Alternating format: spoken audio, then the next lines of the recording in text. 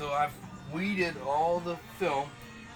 I'm going to pull this film liner back about halfway, like this. If you don't have a mounting glass, that's okay. Use your back window. I don't like to do too much on the car, just because I like to keep the car as clean as I can, because we are a shop. But I understand if you're not a shop, that's okay too. So spray down your back window, real good, soapy solution. And what I'm going to do is I'm going to take my thumb, I'm going to peel it, grab with both fingers. It's a little tight in here. So what I'm going to do is I'm going to take this film and put it on my head. I look ridiculous, but this is the way you do it. Now I'm going to come in nice and slow. So now I'm positioned.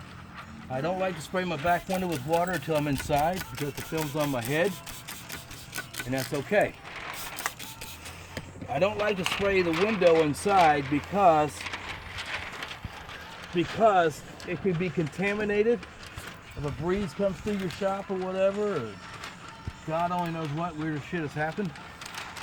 So anyway, you're gonna start your film on the bottom of the glass. You don't have to get it all the way down at first. Just get it up here like this. Get it started, and the rest of it should just fall in line. As long as you have the proper mixtures of soapy water and all that good jazz. All right, I got it on the window pretty much. So what I'm going to do is I'm going to reposition this film to where it is in the window without leaving any light gaps. All right. Come on, you. Sometimes it doesn't like to cooperate, but that's okay. You'll get it. Just make sure the back one is nice and wet.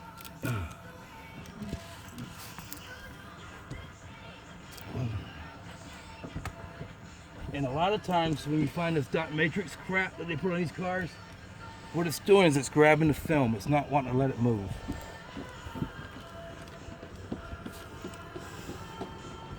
I got the position somewhat. I want to make sure I have no light gaps.